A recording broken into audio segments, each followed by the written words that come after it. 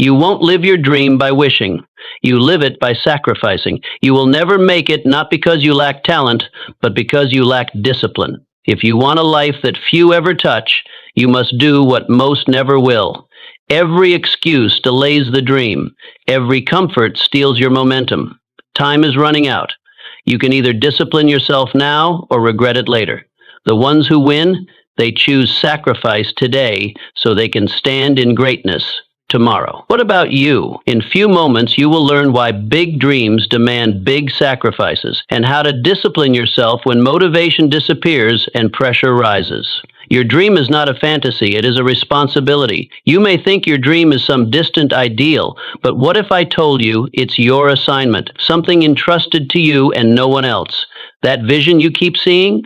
It's not just a wish, it's a whisper from destiny. You've seen glimpses of it in quiet moments, in deep desires, in wild daydreams. But you keep hesitating. Why? Because the road demands more than wishes. It demands work. Big dreams are expensive. They cost time, comfort, excuses, and ego. But if you're willing to pay the price, they'll reward you with purpose, power, and peace. You get there by showing up when no one's clapping, by choosing clarity over chaos. Start by honoring your dream. Speak it aloud, write it down, prioritize it like your life depends on it, because in a way it does. In Genesis 37, Joseph saw a dream, but that dream led him to pits, prison, and betrayal before the palace, yet he didn't quit.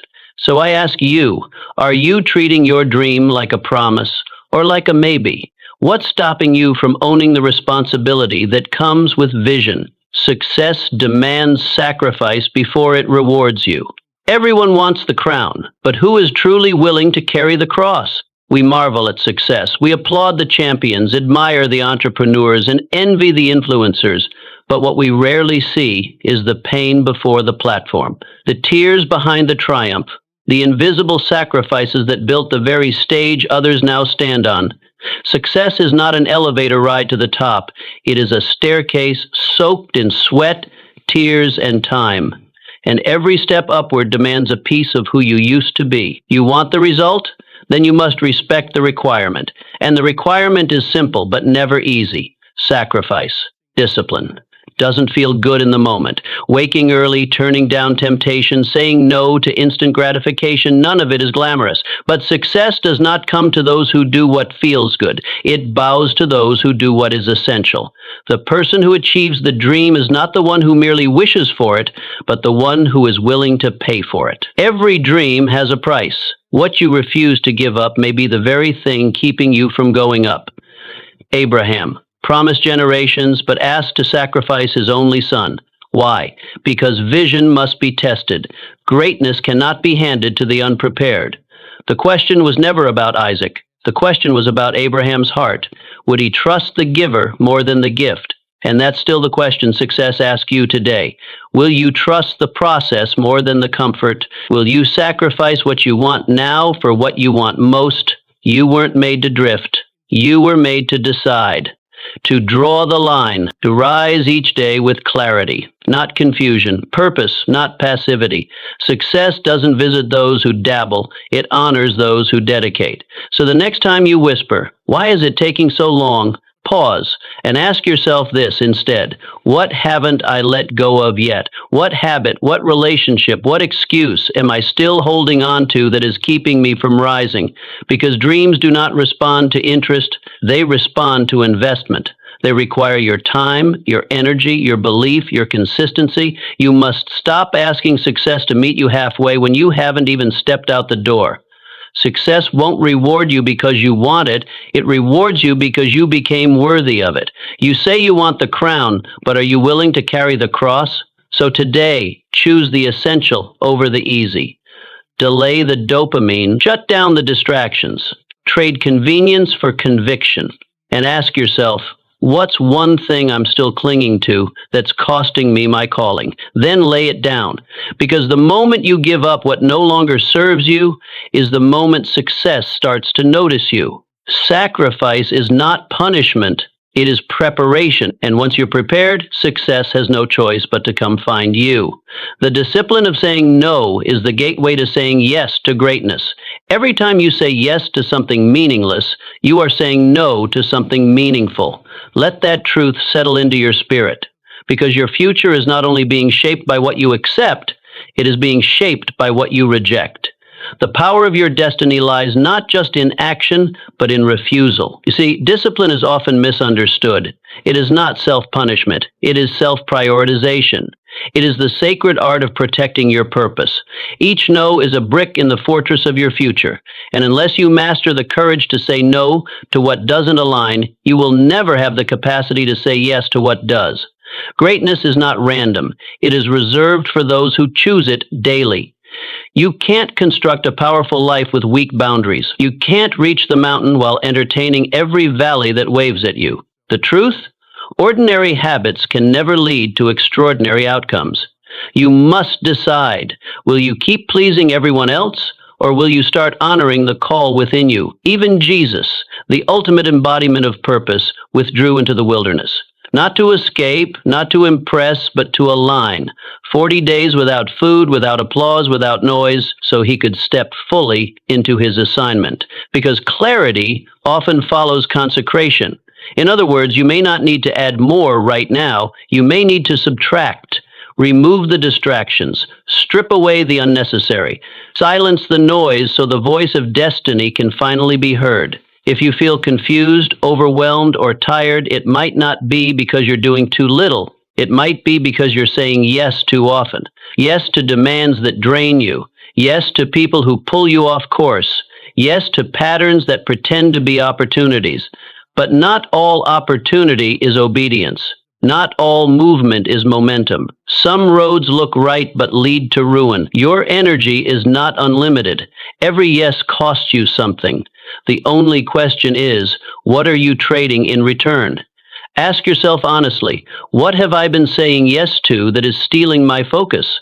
What do I keep tolerating that contradicts the future I say I want? Because you can't feed your dream while you're feeding every distraction. You can't build your masterpiece while painting everyone else's. Sometimes the boldest move is not to leap forward, but to let go, to say no firmly and unapologetically to the invites, the temptations, the pressure to prove. Saying no is not rejection, it is redirection. Every time you say no to what is beneath you, you make room for what is beyond you. So will you dare? Will you dare to shrink your circle, simplify your schedule, sharpen your focus? Will you dare to disappoint the world in order to obey your destiny? Because the reward for saying no is not just peace, it's purpose. It's access to the yes that matters most. Don't wait until your dream is starving to start feeding it with your focus. Protect your vision before it needs to be resurrected. Refuse distraction before it becomes destruction. You weren't made to be everything for you were made to be exactly what your purpose requires. So the next time you're asked, remember this. Every no today is preparing you for a greater yes tomorrow. And that yes, that divine, purposeful, soul-aligned yes will be worth every boundary you built to protect it. Delay gratification, don't deny the dream. There is a powerful distinction between denial and delay. One kills the dream, the other cultivates it. And it is here, in this sacred waiting room called discipline, that destiny is quietly shaped. Most people confuse silence with absence, but a seed buried in the ground does not shout while it grows. It simply breaks itself open beneath the surface. Likewise, your dream may not yet be visible, but that doesn't mean it's void. It means it's maturing, hidden, protected, developing strength in secret. The future does not belong to the impulsive, it belongs to the patient. The world crowns those who dare to wait with wisdom and work while others demand quick reward. Immediate gratification is the diet of the mediocre, but greatness is built on slow-cooked purpose and the quiet grind of consistency. You must learn to say no to what you want now for the sake of what you want most. Faith is not merely believing when things are evident. Real faith is believing before the evidence arrives. Faith is the substance of things hoped for, the evidence of things not seen. That means your daily discipline, your hidden hustle, your private perseverance. That is the evidence. Every time you wake up and try again without applause, you are voting for your dream. The question then is not, can I see results, but rather, can I stay committed when I can't? Because true transformation occurs when nothing seems to be changing, but you refuse to stop, and suddenly one day the fruit appears, not because it arrived overnight, but because you refuse to give up during the drought. We live in a world of shortcuts and instant gratification, but while others microwave their moments, you must be willing to marinate your mission. Delay the comfort now, and you build the capacity for what's coming later. That uncomfortable space between sowing and reaping, that's where your character is forged. That's where warriors are born. The pain of discipline is temporary. The pain of regret lasts a lifetime. So choose your pain wisely. The price of waiting with purpose is far less than the cost of rushing with regret. Be the person who plants when the soil is dry, who waters when the sky holds no rain, who prays when the answer is still pending. That's faith. That's strength. Every day you delay the trivial, you invest in the eternal. Every time you say not yet to distraction, you say yes to destiny. You don't deny your dream when you delay your gratification. You demonstrate your belief in it. You prove to heaven and to yourself that the vision is worth the wait. So I ask you now, are you patient enough to keep going when the applause is silent? Are you focused enough to train when no one is watching? Are you faithful enough to build when no one believes? Because your future is not dead, it is developing, quietly, deeply, powerfully, and those who endure long enough to see it emerge will be the ones who one day look back and say, I'm glad I waited, I'm glad I didn't quit, I'm glad I delayed gratification, because what I was waiting for was always worth it. You can't have growth without grief. Every ascension demands a sacrifice. Every next level demands a letting go. You cannot stretch upward while clinging downward. Something, someone must be laid to rest for something greater to rise. This is not just poetic musing, it is practical reality. You cannot carry old habits into new heights. You cannot house an expanded destiny in the small rooms of old mindsets. Growth demands grief. You must be willing to mourn the parts of yourself you once celebrated. Old comforts, old conversations, old surroundings. They once served you, they once sheltered you, but now they suffocate you. And while you may feel the ache of their loss, understand their expiration date was a sign of your evolution. When Jesus raised Lazarus from the dead, the miracle did not begin with the command to come forth. It began with a much simpler act. The stone had to be rolled away. The barrier had to be removed. And so it is with you. You cry out for resurrection in your life, for new opportunities, new power, new seasons. But what stones are you refusing to move? What familiar pain are you still cradling as if it is part of you? Discipline is not cruelty, discipline is pruning. And pruning is painful because it requires a knife to cut away what no longer belongs. Every branch that bears fruit, he prunes it so that it may bear more fruit. Without pruning, you do not grow strong, you grow wild. You do not become wise, you become weary. You do not become fruitful, you become frantic. You see, grief is the bridge to growth. It is the evidence that you are letting go of what no longer fits. Every tear you shed for the old is watering the soil for the new. But you must be brave enough to let the old version of yourself die, even if you loved it, even if you depended on it, so that your new self can breathe.